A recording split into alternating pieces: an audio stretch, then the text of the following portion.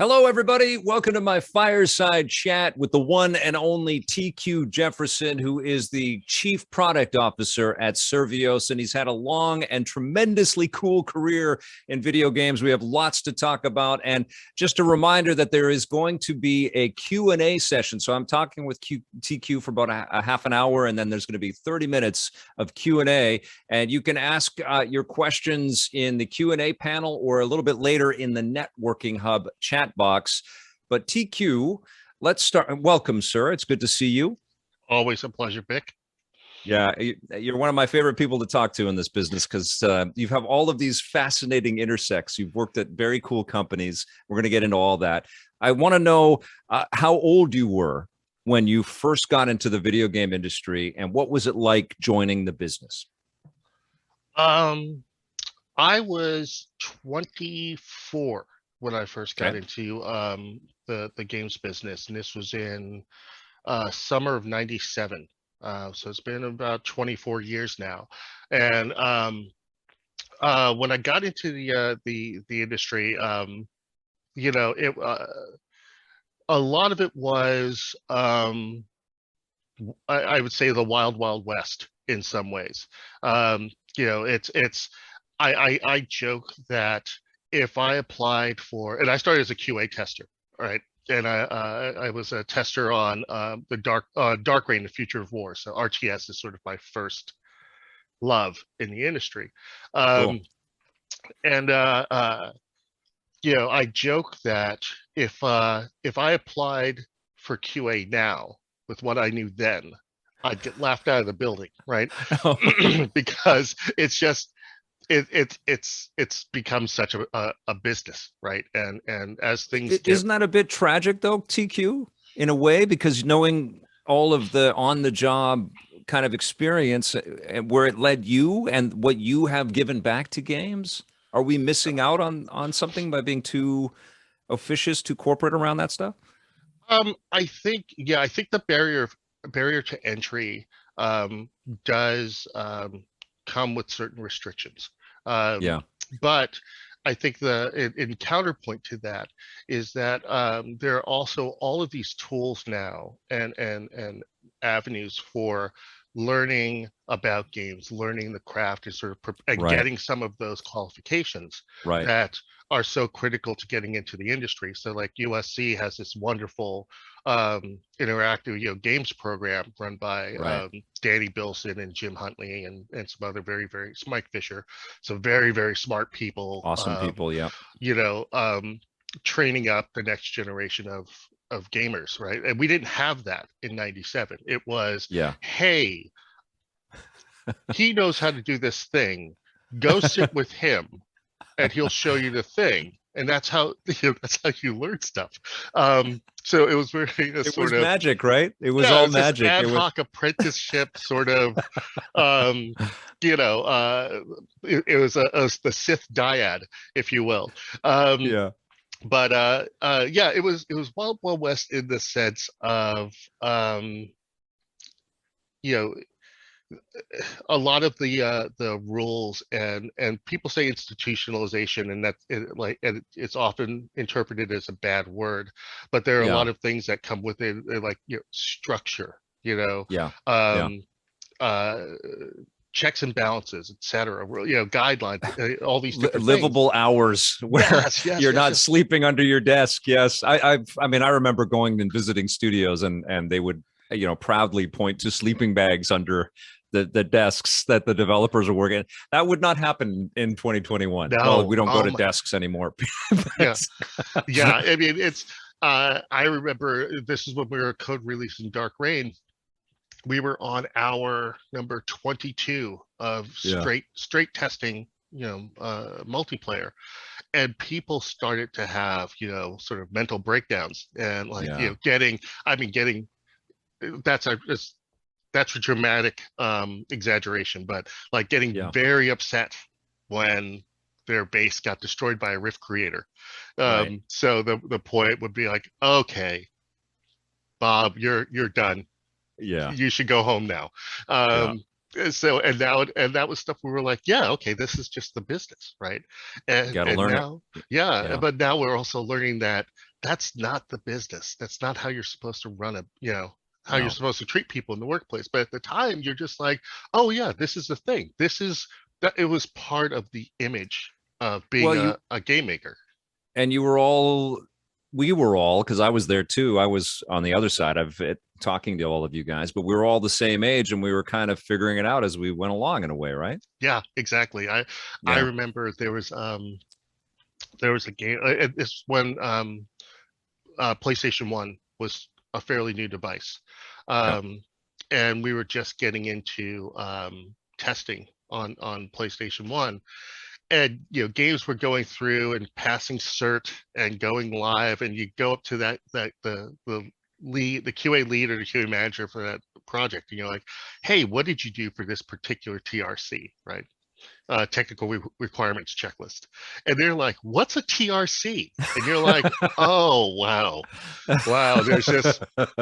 we're just throwing code at Sony and hoping for the best, so oh man, stuff like there's no way you could get away with that now. I mean, you could it's not like you could kind of one of the interesting things about the game industry, and I think this is partly because it's a young industry, is that you can sort of hide out in the game industry a bit longer than you could in like film and television, right? Like, because the roles are so defined and everyone knows what all the roles are, right? Not just within that particular discipline. So the example that I've heard before is that if someone walks on set or for a film or a TV show, and they go and pick up that camera X, there are 5 people that go, hey, what the hell are you doing? Put that down, right? Yeah. Because they know that camera goes with this person, they do this, and it does, it has this function. With games, it's a little trickier, so it's like there's even today, we're a few days ago at Survios, we were just talking about, defining roles and just really just making things clear for people, like what they do, like what the roles and responsibilities are. And so you can sort of, you could fake it till you make it a little bit, but you got to make it, right? Yeah.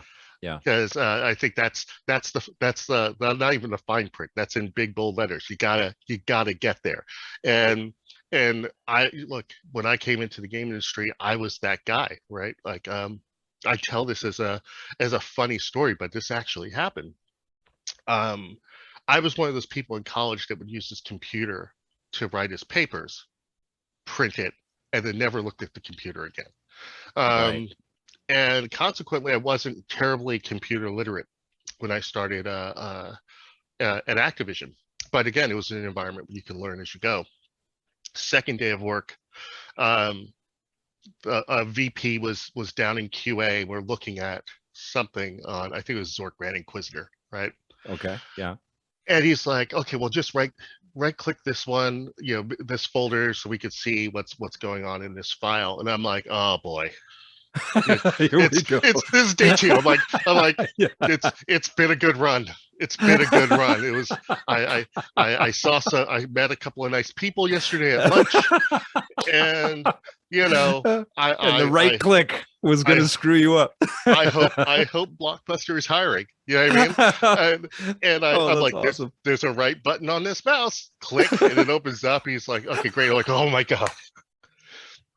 You know what I mean? This was not how I was thinking this was going to go, TQ. I love it, man. This is awesome. But seriously, like if there was Jeffrey Wright as the Watcher, narrating my what if story, right? He's like, that's the moment. That's the moment where everything changed for TQ Jefferson. Oh my god, I love it. It's like it's either this or he's like, I don't know if you watch the show, but there's like I love the show, the second episode where Star-Lord is like mopping up a Dairy Queen. Peter Quill is mopping a Dairy Queen because he wasn't chosen. I would be mopping that Dairy Queen right now. So yeah, it was. Oh, so, that's amazing. So you can sort of discover yourself a little bit more back then than I say now. I think you need to come in with a bit more of a plan. I love it. I love it. Well, listen, Your career path has been interwoven with comic books. You're representing right behind you right there, which is great, man. Me too. We both love that stuff. But you've been working with Marvel, I think, in particular, for many, many years, and other license holders as well. What have they taught you about making games? People that own properties and IP and stuff. What people that own property, what have they taught me about making games? Yeah.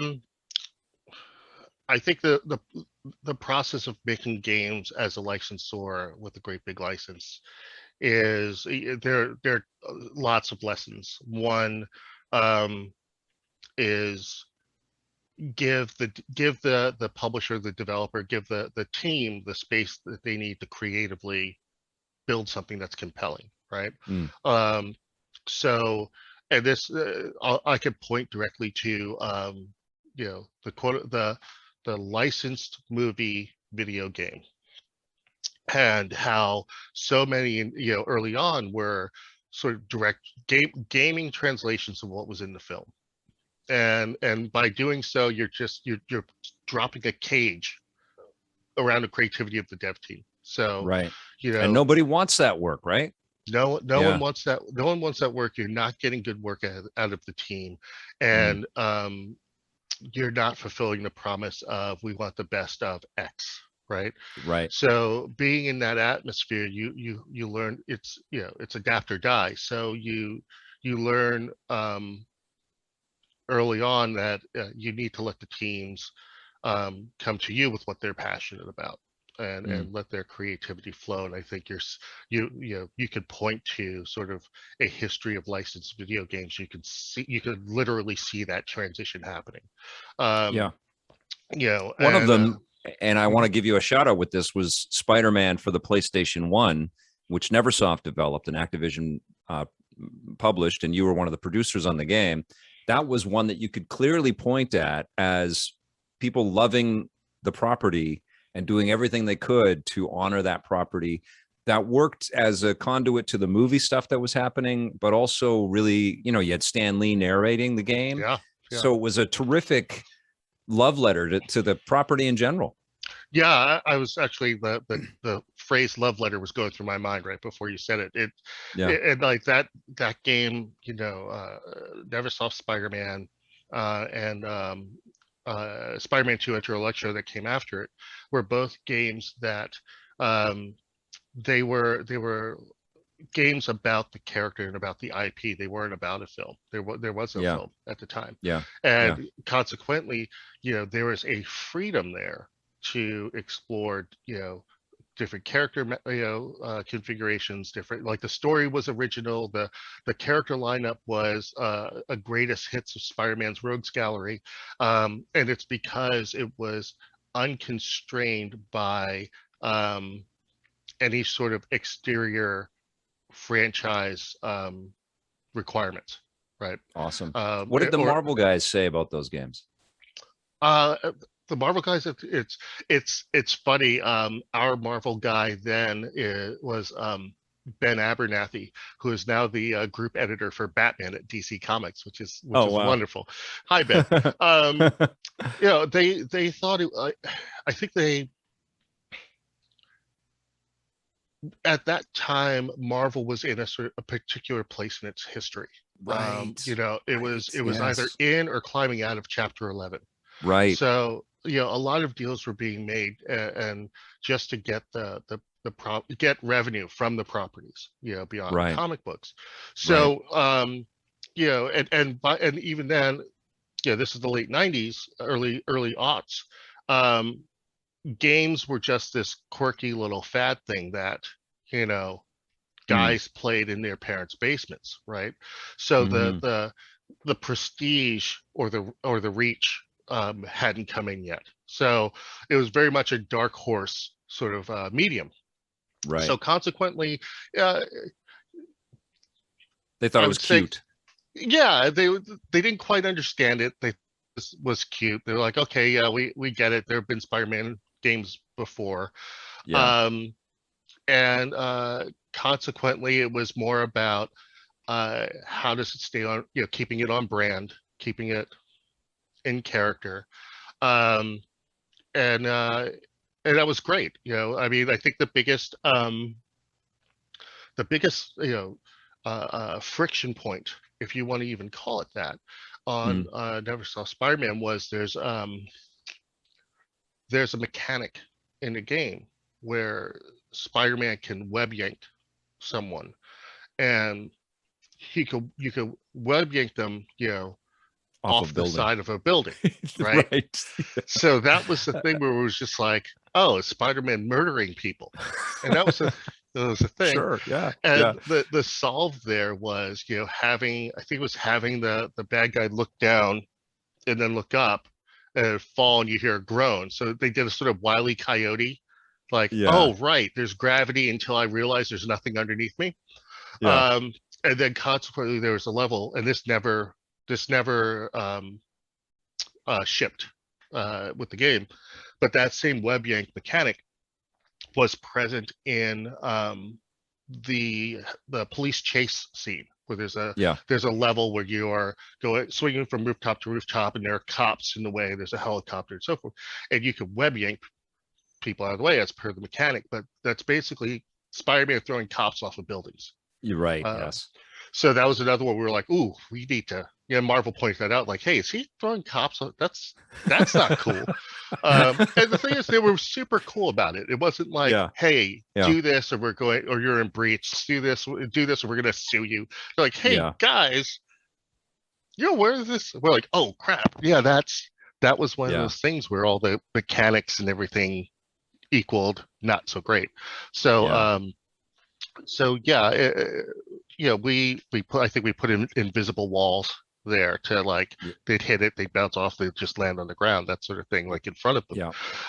So it was a simple fix, and it was just because we were talking to them every week, and they would have no idea what you guys were doing technologically was just impossible like a month ago. Like, it was a 3-dimensional Spider-Man where you could go in any direction and swing that was just mind-blowing to people on the inside, but to them it was just a natural, now he can swing everywhere. Okay. Yeah, exactly. It's like Spider-Man crawling on the ceiling, and the ceiling dropping to transparency, and him being able to shoot a web ball at somebody that was a major feat. I mean, it wasn't the discovery of warp speed, but it was pretty freaking cool. Hey, man, right? It was on the road to that. Video game people are the smartest people in the world. Absolutely. Exactly. Now, good. I want to talk a little bit more about, because you went to work with Marvel, and you worked with Fox, and you were at Fox during the Disney acquisition, and Marvel, of course, was bought by Disney. And I don't know if you were working. I think you were working at Marvel, then Marvel's from Disney. So you've been working in and around the Mouse House, around Disney, and Pixar many times. And Pixar as well. Crazy. So, and we talk about, the industry maturing and institutionalization in some positive directions in the video game industry. Was that stuff that you were able to pick up on from Disney? We're talking about one of the oldest creative studios on earth. Was there lessons learned there that you've been able to bring back into places you've worked? Oh, yeah. I mean, absolutely. Coming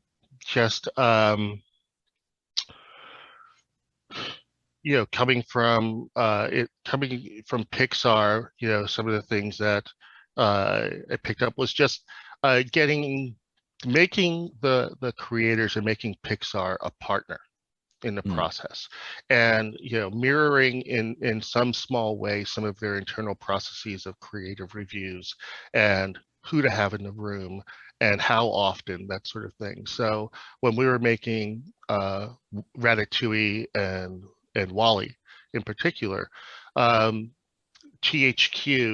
Heavy Iron and THQ, we would have them up there every month, at the top of every month, just to review it, and Andrew Stanton's there, and the producers of the film.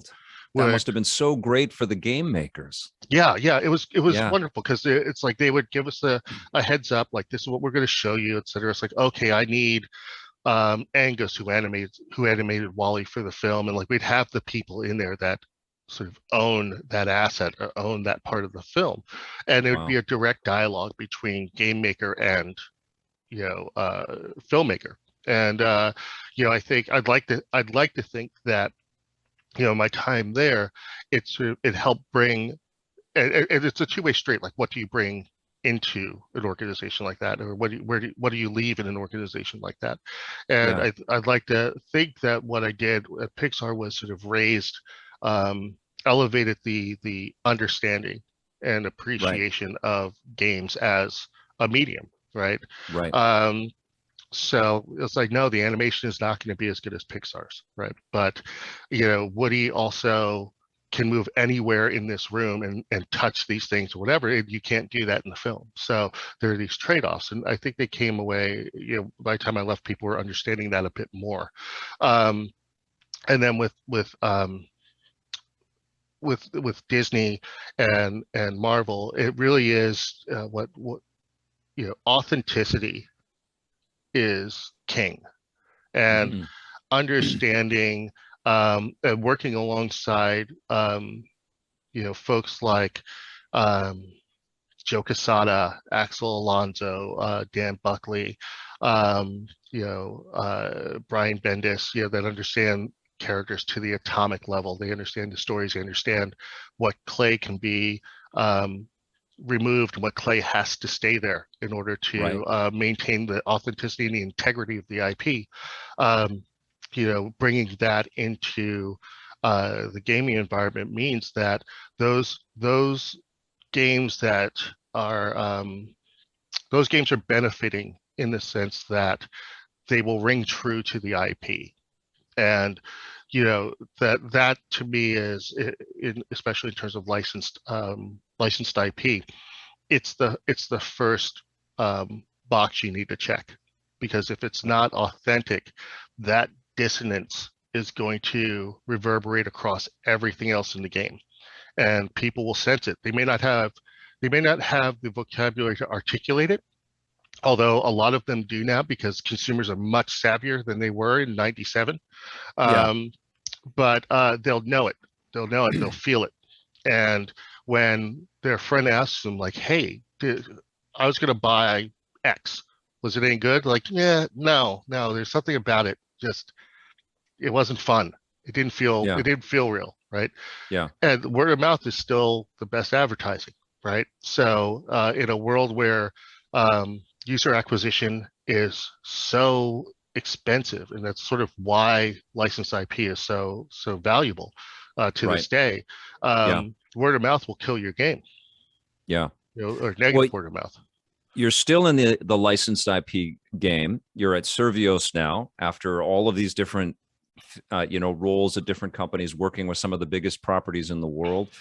You just launched a flat screen game, because Survios was kind of known as a VR sort of exclusive company for a little bit there. But you have a Creed boxing game out there right now, which is great. Congratulations, by the way. And you helped to put out the Aliens Fireteam Elite game, which is a lot of fun and really honors Aliens when you were working at Fox. But let's talk about Survios. What was it about this company that drew you to it?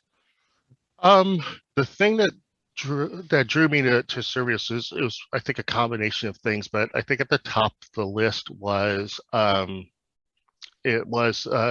people. And it takes sometimes it takes you a long time to realize that ultimately the thing that you should value more than anything else is the people that you get to work with every day. And when I was talking to the folks at Survios, to a person, I found myself talking to someone that was smart, passionate, creative, egoless, driven, and in talking to these various people and in their various functions, it started to create a negative space was formed, where it was a TQ shaped space there. That's like, oh, I can be a part of this. I could see my role here. I could see where I could be additive. I could help, and like they're ultimately people that I would want to go to war with. So there was the people, but then there was also sort of the strategy and the mission, and that was the goal to expand the platform strategy to include PC and console. Was I think it's ambitious, and it's a bold direction for a company to take that's known for VR only, to suddenly say, let's do all of this stuff. And I thought that was a gutsy move, and I also thought it was the right one. Well, the VR move that they did was gutsy right from the get-go. Yeah, I mean, I remember seeing them at GDCs, at maybe even E3, and they were very front and center and proud, and they had good things to show, and it was like, I didn't know them a week ago, and here they are with all of this. It was pretty impressive. Yeah, it's humble origins. There was a couple of kids at USC doing Project Holodeck, and managed to get funding, and generally Survios was born. So in that regard, taking chances and pushing into the unknown has been Survios's theme throughout.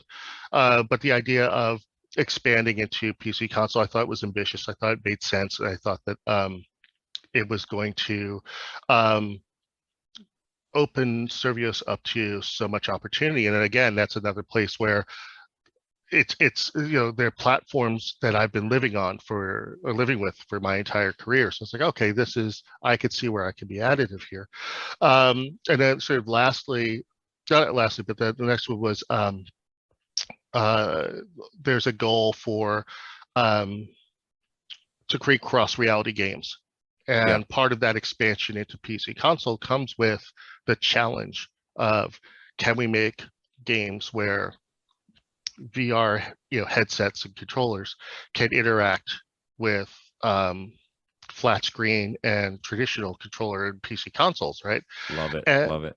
And for me, being in licensed games the way that I have, and for as long as I have, you see more often than not, you see the trend of, or the repeated pattern of, really chasing a trend. Rather than creating one, unless you happen to be at an IP holder that also has dev studios that's also sort of letting them do their own thing, right? Then the equation's a bit different. But if you're licensing IP out to other partners, you generally are looking for what's hot now, and who are the up and coming teams, and trying to partner with them.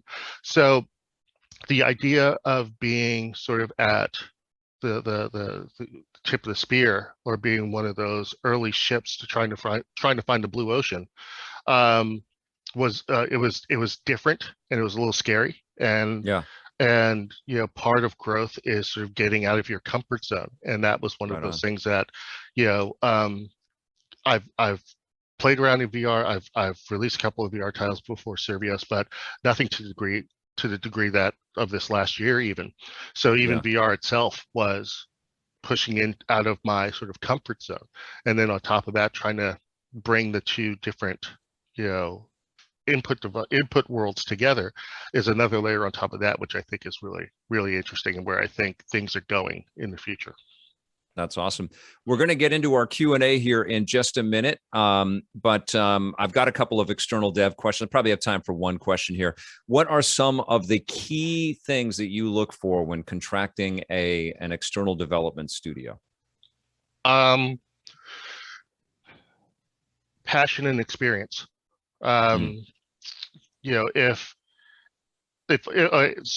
I were a licensor and I was looking for external dev, I'd want to have find a team that is completely passionate about my IP, that talks it up. There's usually one or two folks on every team that's a nerd about something, and if they're a nerd about the IP or the thing that we're trying to make, that's great. and then and if they have an idea that feels fresh and original and innovative and isn't based off of kludging together moments from other games, then that's something that feels like we're probably in a good conversation space. And then experience, it's this is tricky. It's like the most obvious is like, have they done this before? And if they haven't done it, in its entirety, like have they done pieces of it before? And if that's the case, what's their plan for how they're going to do this? You need to feel confident that whoever you're talking to can actually do the thing that they're saying they can do. And that's why licensors, and that's why even publishers and devs, that's why we have milestones. That's why we have big tentpole milestones like vertical slice and alpha and beta, because these are all points along the path to check in and go, okay, is this really what we signed up for? Are they actually executing on what we all agreed was going to be the thing? And this is why you also have constant communication between dev team and publisher, or dev team and licensor, in terms of like, it could be weekly, it could be multiple times a week, just to understand where things are going, to agree upon what's going to be delivered at that next milestone, so everyone's clear before that milestone shows up, because time is your most precious commodity. If you lose 3 weeks just arguing about what the deliverable was supposed to be after it's delivered, there's a direct material impact on the game, right? So I bet you have a few stories there. I'm running amok with that answer, but like generally it's passion, creativity, and experience, or the planning that's going to create confidence in that team's ability to execute. Awesome. Well, we're going to let you unleash your questions and tap into TQ's wisdom. We want you now to join us on the XDS Networking Hub, which is presented by Room 8. If it's not already in your calendar, go to the homepage of XDS Connect, scroll down to current session and select view session to join our Q&A right now. And then don't forget to press that big play button in the center of your screen. We'll see you over for our Q&A with TQ in just a second. Welcome to our Q&A with TQ Jefferson. We've just had a nice long fireside chat. TQ, I've got a question here from Junie. I may have missed this. What are the starkest differences between the film and the game industry that you have noticed and possibly had to overcome? Great question, Junie. The starkest differences between, well, I think one that's right up front is production timelines. So, you can make a film, you could shoot a film in 2 weeks. You could have a major film done in 3 months and then do post and all of that stuff, right? But a game is 18 months to 36 months to 60 months. Depending on what the game is and what the scope is. So the lead times are very different. And in the licensed game space, and this was contributing to I want to say almost a systemic decline in quality in licensed games for a good long time, was the fact that studios would seek out interactive partners with a year before the film came out, or 15 months before the whatever it was came out. Or in ET's case, 3 months before the movie. Look, that's plenty of time. There's plenty of time to make landfill product. That's great. That's more than enough time. You can press the cartridges, you can rent the trucks. But yeah, and so there was a lack of understanding of the process, the craft of making games, because they like, I think a lot of people, and even like myself before I got into the games industry, kind of thought games showed up on the shelf by magic, right? You don't think about the lever. Yeah. Then the game came out. Yeah, exactly. And so you didn't really think about the machinery or the people behind, represented by that disc in that box in that store. And there was a lot of sort of educating back and forth, but the studios are not entirely to blame here. On the other side were the game publishers and the game devs that were over promising and under delivering because they want to make payroll, they want to they want to get products out there, they want to keep people paid, right? So they take I'm sure on the excitement to work on a valuable character is palpable, right? Like people, like if you get an opportunity to make a Thor game or a Batman, like you want that gig, right? Yeah, exactly. That the idea of getting to play with sort of your childhood heroes or the things that you've admired growing up or the things you admire now is a powerful agent. And so you have teams signing on for work that they probably shouldn't have done. Then there's the economics of it, which was, again, in licensed games, there was a time when the minimum guarantee of money given to the license holder by the publisher or the dev to guarantee against sales. Those checks were so high that without anyone realizing that those funds came out of the development budget or the marketing budget. Right. So you're sort of guaranteeing you're having a lesser quality product because you've yanked a third of the budget from it, instantly. Right. So that's sort of the stuff that you have to, we would always have to deal with. Like as on the licensor side, it's like, why isn't this game as good? Well, you signed us up 14 months ago.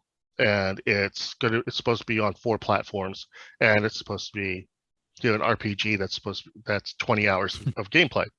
Yeah, all of that's a formula for disaster. So there's a lot of learnings that have happened, and I also think that part of what has helped, I think this might answer the part about how do you mitigate against it, is that more and more of these IP holders are becoming game savvy. Not that they play games all the time, but they understand that there are people involved in their timelines because they've seen it. Right. They've done it a few times now, and they're staffing up with their own game departments. Even if they don't make games themselves, like a Disney. All the people in the games and interactive experiences group at Disney are all gamers. They all come from games, so they understand the world.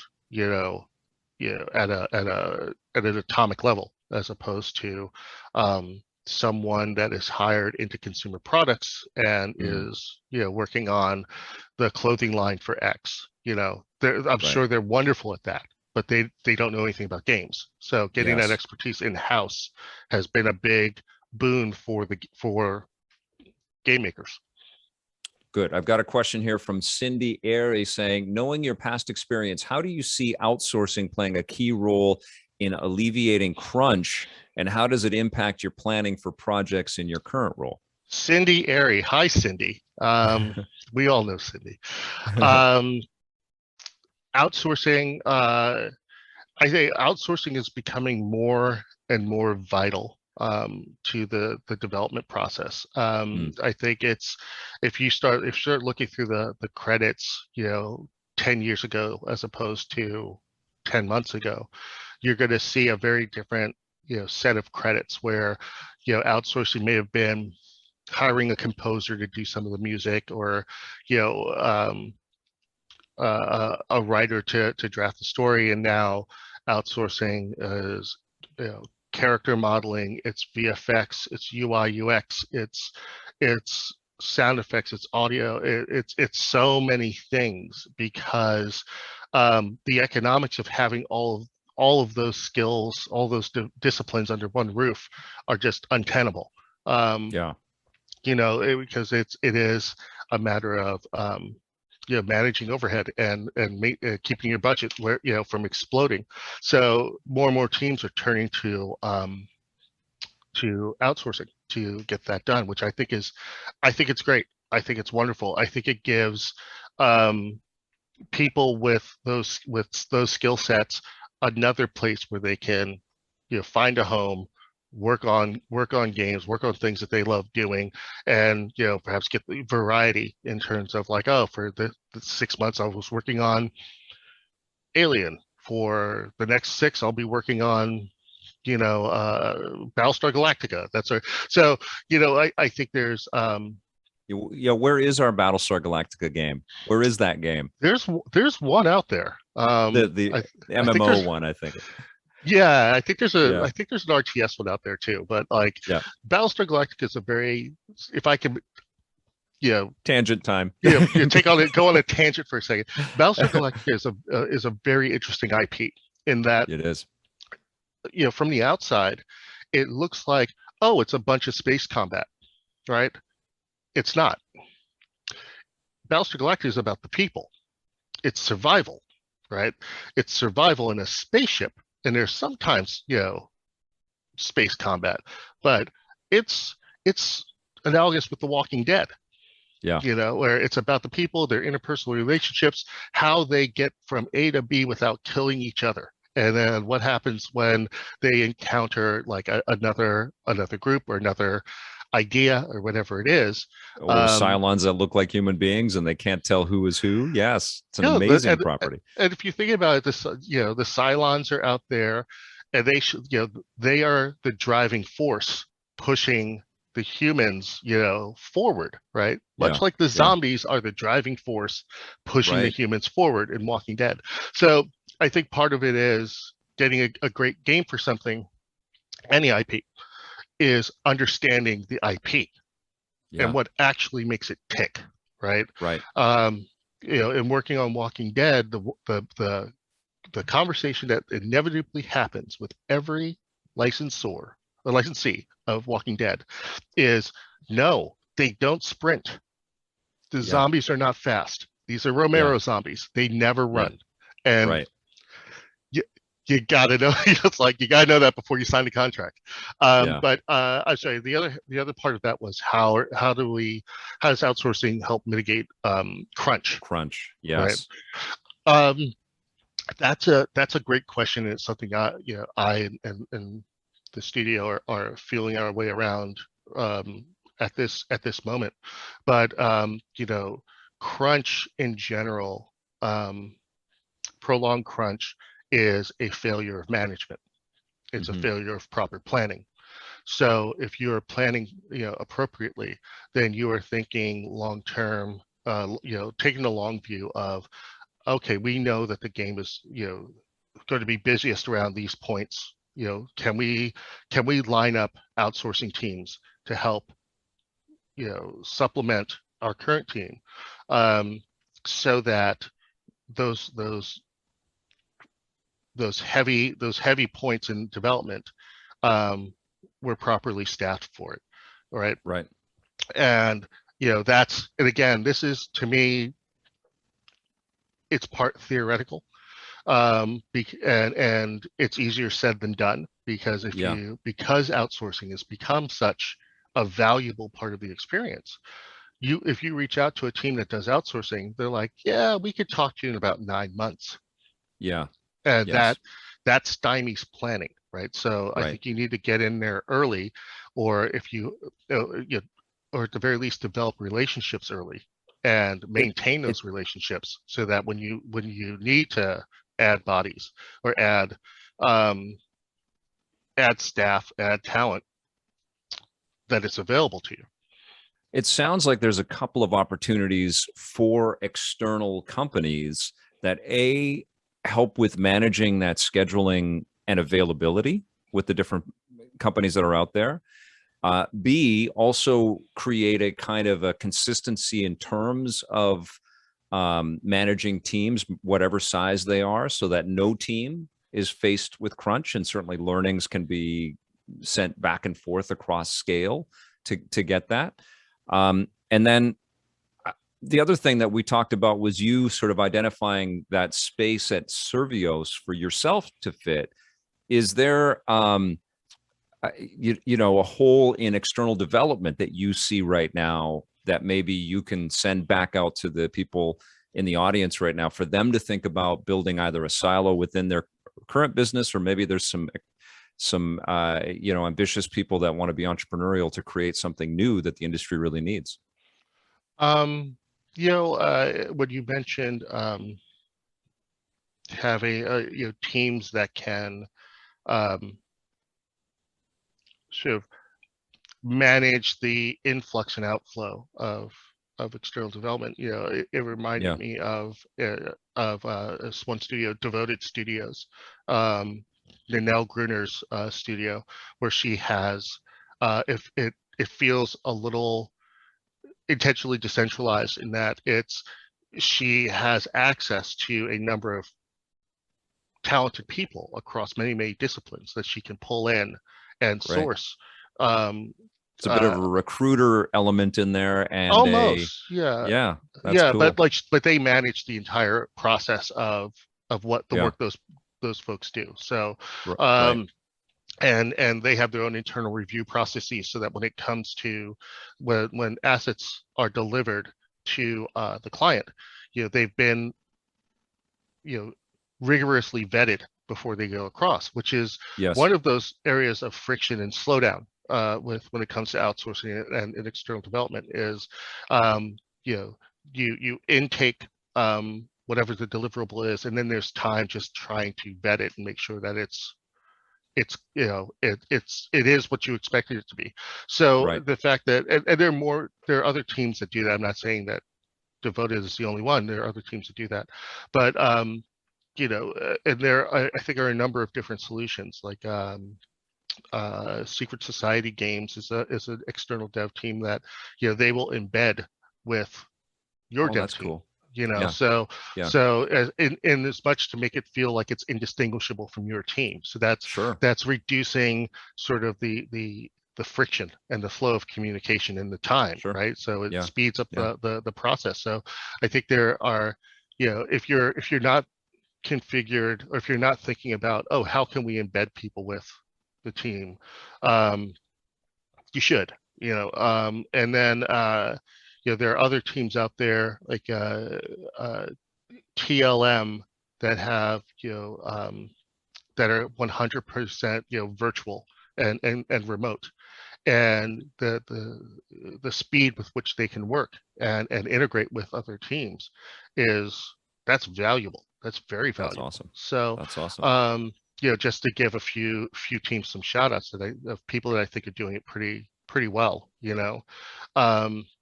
also, teams like when I was at Telltale, we worked with Virtuous a lot, and so much so that Virtuous had developed they a trust. Sponsor great coffee mugs. Oh, look at that! I didn't even plan that.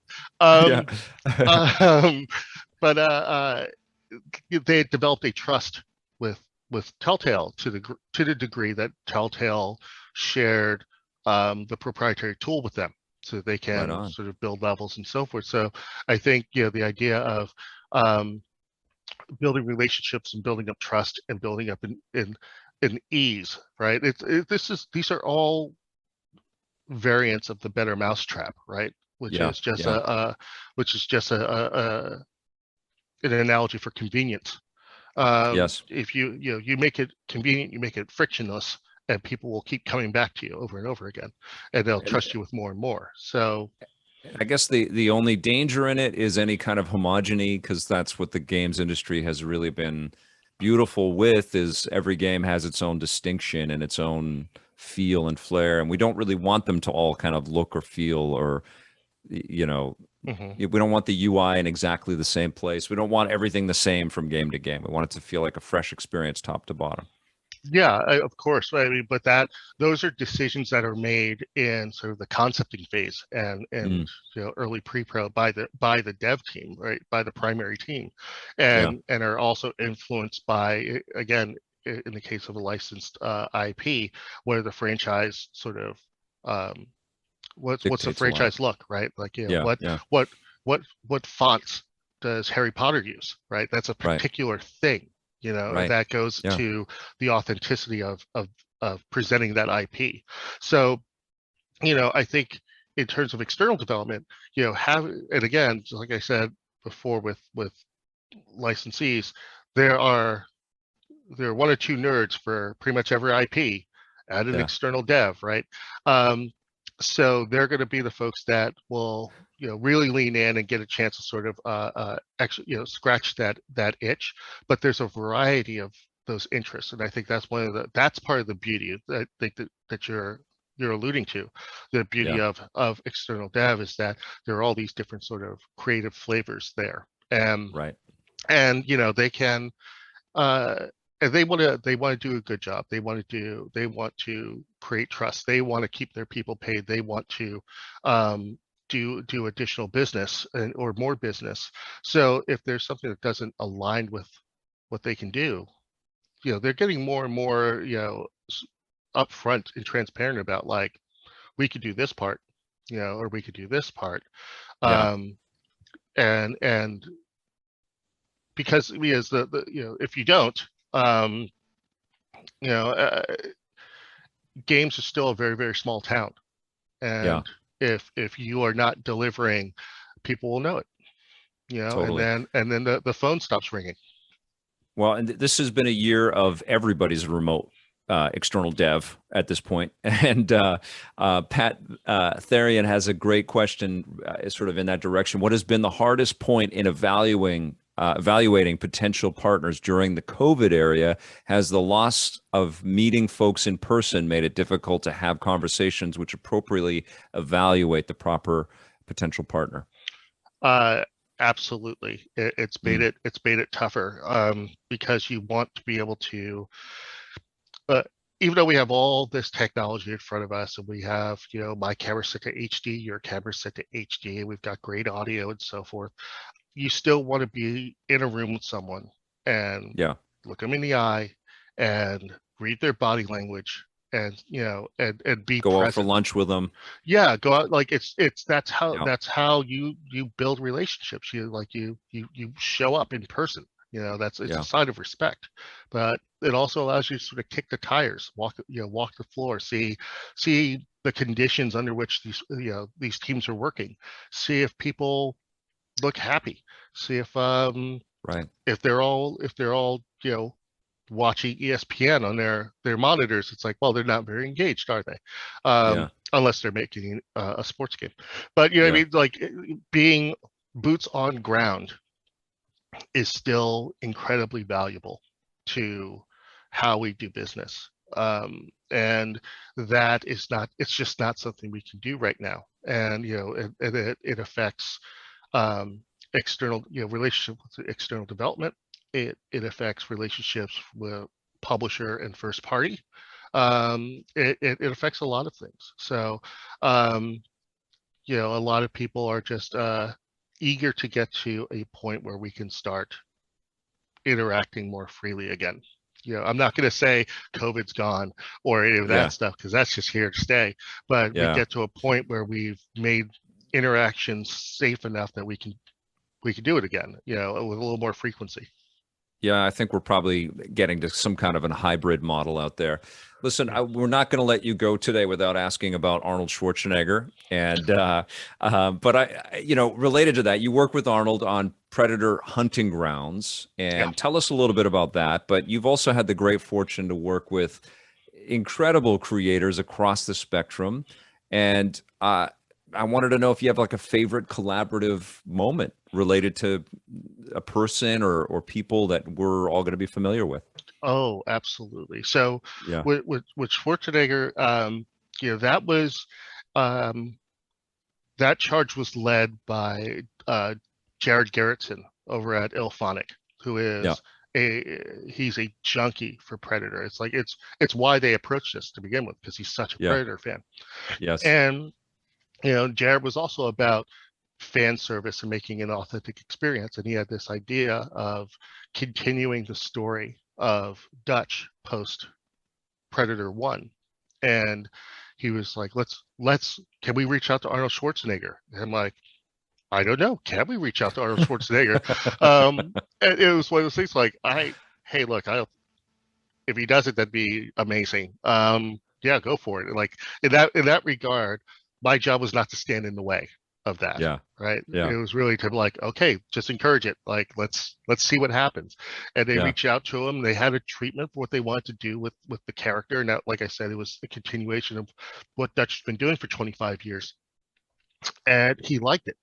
And I thought he was like, yeah, this sounds cool. I'll do this. Now, this is maybe 3 months after, Predator, The Predator came out, and he turned down being in The Predator. Yeah. Right. Yes. And then we a video game, which goes to show that, games can be just as attractive and can be content drivers, just like film and television. Totally. Yes. So he liked the story. He signed up for it. This was, before the world shut down, so we're all able to like go to the place in LA to record the audio, and we're there. There are 5 of us there, something like that.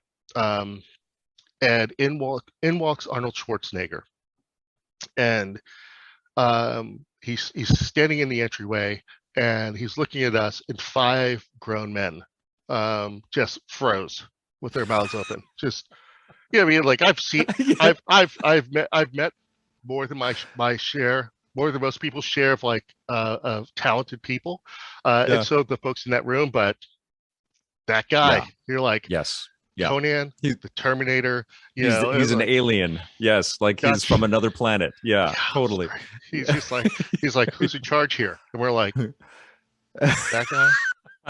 It was and so. And then he walks over and cracks their neck. It was so unprofessional of us just to gawk at the man, but we did it. So whatever. Yes.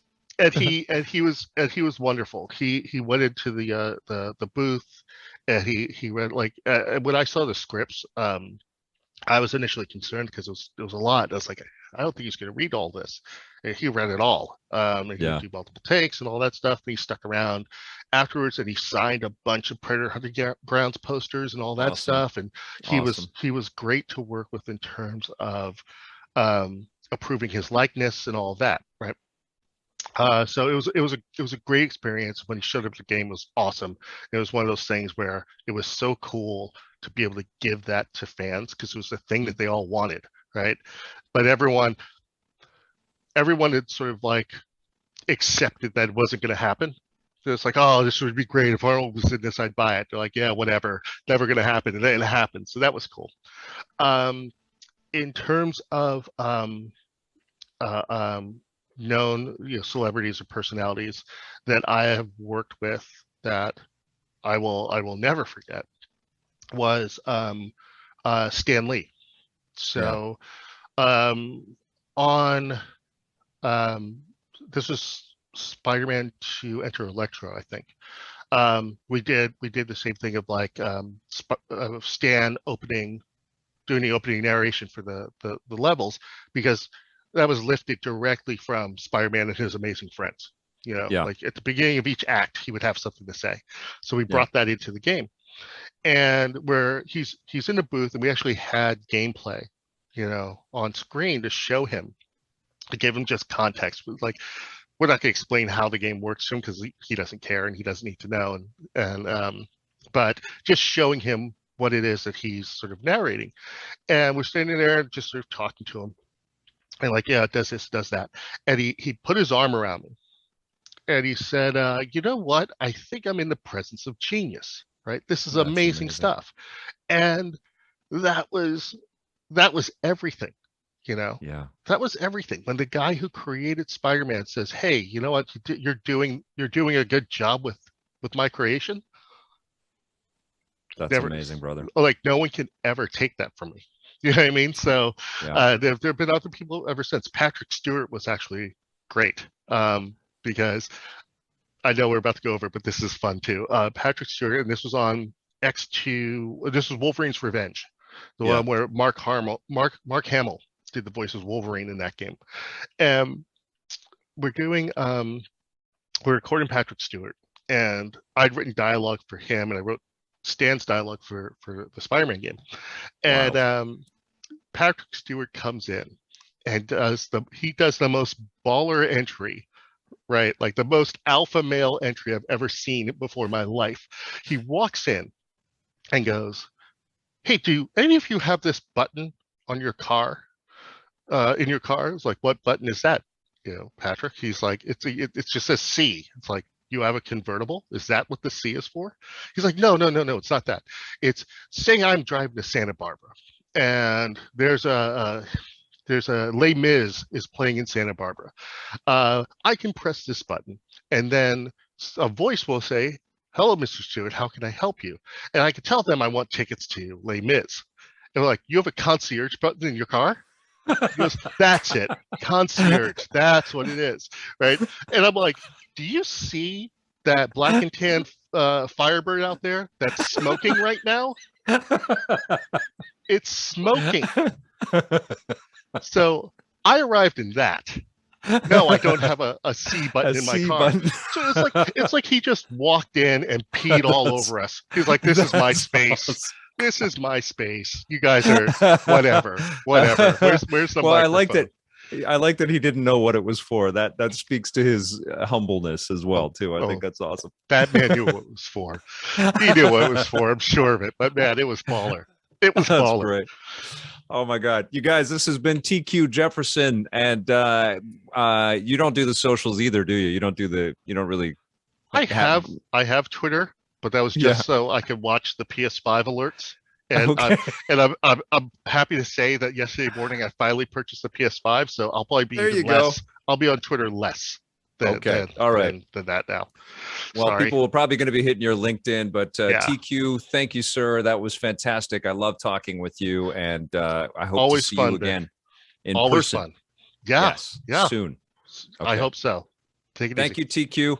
And I will be back with more XDS very soon. Enjoy the rest of the program, and thank you all very much for being here.